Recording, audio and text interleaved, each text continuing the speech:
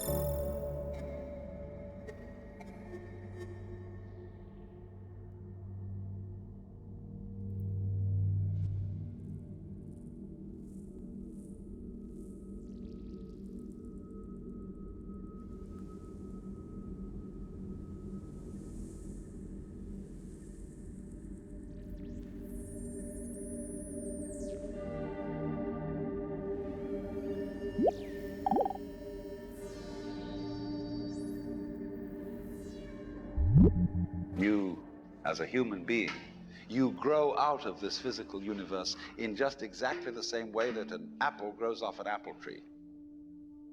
So let's say the tree which grows apples is a tree which apples, using apple as a verb. And a world in which human beings arrive is a world that peoples. And so the existence of people is symptomatic of the kind of universe we live in. Just as hair on a head is symptomatic of what's going on in the organism.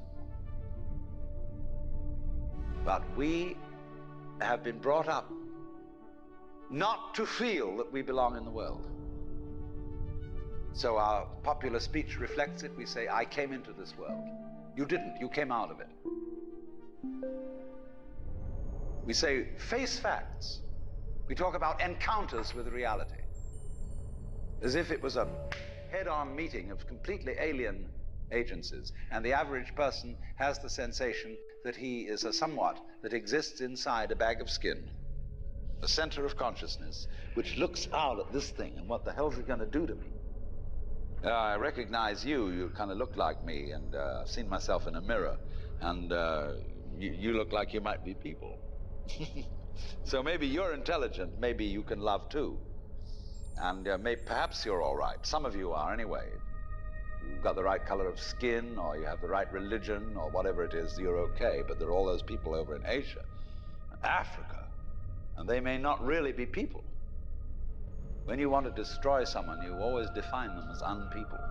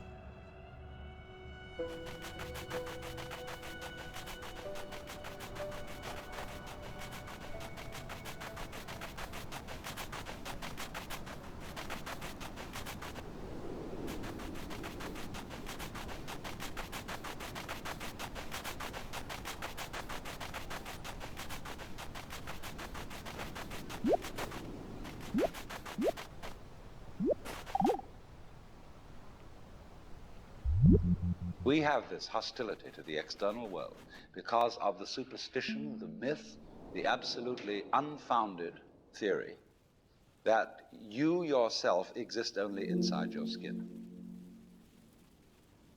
Now, I want to propose another idea altogether. Billions of years ago, you were a big bang. And now you're a complicated human being. But so we define ourselves as being only that. If you think that you are only inside your skin, you define yourself as one very complicated little curlicue, way out on the edge of that explosion, way out in space and way out in time. And then we cut ourselves off and don't feel that we're still the Big Bang. But you are. Depends how you define yourself. You are actually, if this is the way things started, if there was a Big Bang in the beginning, you're not something that is a result of the Big Bang. You're not something that is a sort of puppet on the end of the process. You are still the process.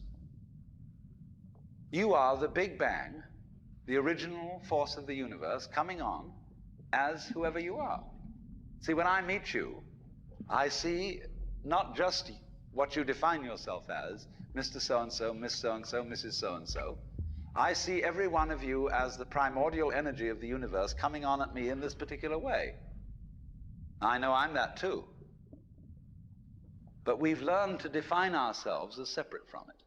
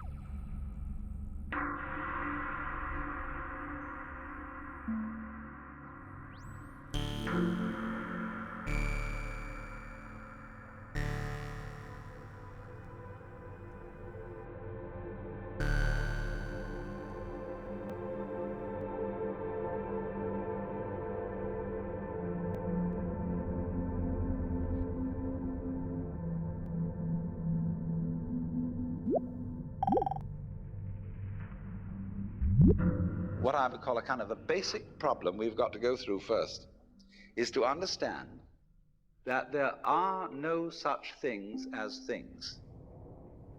That is to say, separate things. That is only a way of talking. If you can understand this, you're going to have no further problems.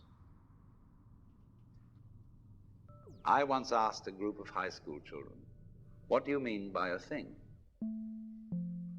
And first of all, they gave me all sorts of synonyms. They said it's an object, which is simply another word for a thing. It doesn't tell you anything about what you mean by a thing. Finally, a very smart girl who was in the group said a thing is a noun. And she was quite right. A noun isn't a part of nature, it's a part of speech. There are no nouns in the physical world. There are no separate things in the physical world either. See, the physical world is wiggly. The clouds, mountains, trees, people are all wiggly. And only when human beings get working at things, they build buildings in straight lines and try and make out that the world isn't really wiggly. But here are we sitting in this room all built on straight lines, but each one of us is as wiggly as all get out.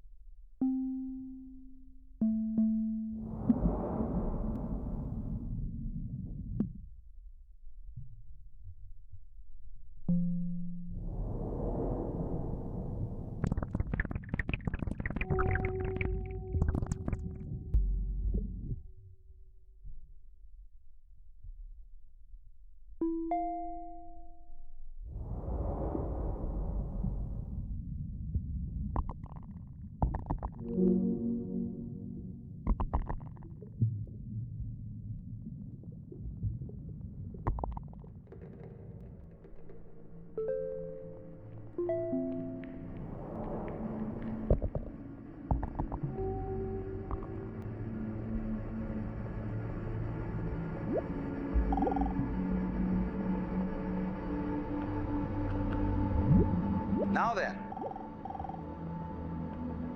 when you want to get control of something that wiggles, it's pretty difficult, isn't it? You try and pick up a fish in your hands, and the fish is wiggly and it slips out. What do you do to get hold of the fish? You use a net. And so the net is the basic thing we have for getting hold of the wiggly world. A net is something regular. And I can number the holes in a net. So many holes up, so many holes across. And if I can number these holes, I can count exactly where each wiggle is in terms of a hole in that net. But in order to do that, I've got to break up the wiggle into bits. And I've got to call this a specific bit, and this the next bit of the wiggle, and this the next bit, and this the next bit of the wiggle. And so these bits are things which I mark out in order to talk about the wiggle, in order to measure it, and therefore in order to control it. But in nature, in fact, in the physical world, the wiggle isn't bitted. So the world doesn't come thing. You and I are all as much continuous with the physical universe as a wave is continuous with the ocean. The ocean waves, and the universe peoples. And as the wave, I wave at you and say, you. The world is waving at me with you and saying, hi, I'm here. But the way we feel and sense our existence, being based on a myth that we are made, that we are parts, that we are things, our consciousness has been influenced so that each one of us does not feel that. We feel we have been hypnotized, literally hypnotized, by social convention into feeling and sensing that we exist only inside our skins, that we are not the original bang, but just something out on the end of it. And therefore we are scared stiff. Gosh, my wave is going to disappear. And I'm going to die. And that would be awful.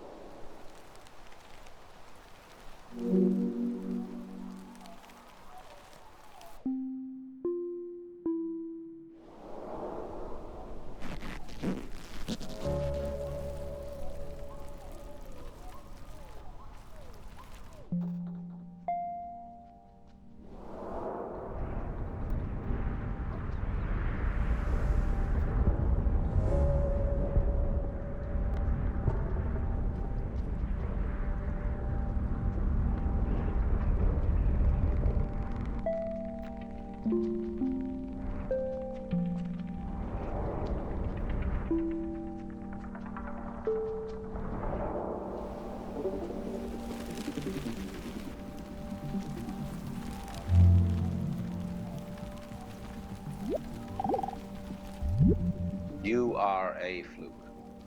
You are a separate event. And you run from the maternity ward to the crematorium, and that's it, baby. Now, why does anybody think that way? There's no reason to, because it isn't even scientific. It's just a myth. And it's invented by people who wanted to feel a certain way. They want to play a certain game. Camus said there is only really one serious philosophical question, which is whether or not to commit suicide. Should you or not commit suicide? This is a good question. Why go on? And you only go on if the game is worth the candle. Now, the universe has been going on for an incredible long time. And so really, a satisfactory theory of the universe has to be one that's worth betting on. That's it seems to me, absolutely elementary common sense. If you make a theory of the universe which isn't worth betting on, why bother? Just commit suicide. But if you want to go on playing the game, you've got to have an optimal theory for playing the game.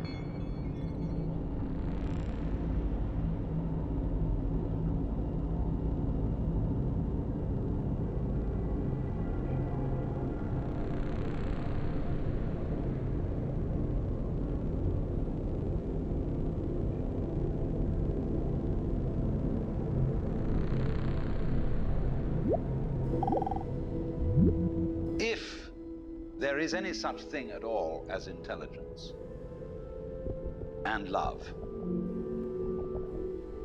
and beauty, Well, you found it in other people. In other words, it exists in us as human beings.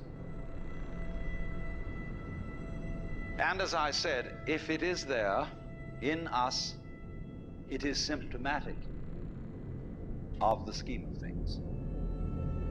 We are as symptomatic of the scheme of things as the apples are symptomatic of the apple tree or the rose of the rose bush.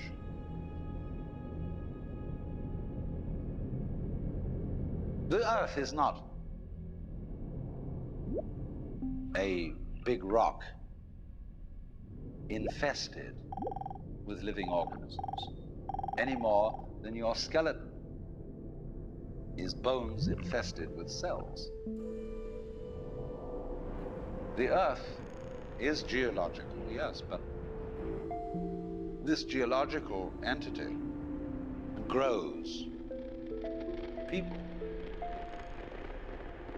And our existence on the earth is a symptom of the solar system and its balances, as much as the solar system in turn is a symptom of our galaxy. And our galaxy in its turn is a symptom of the whole company of galaxies. Goodness only knows what that's in.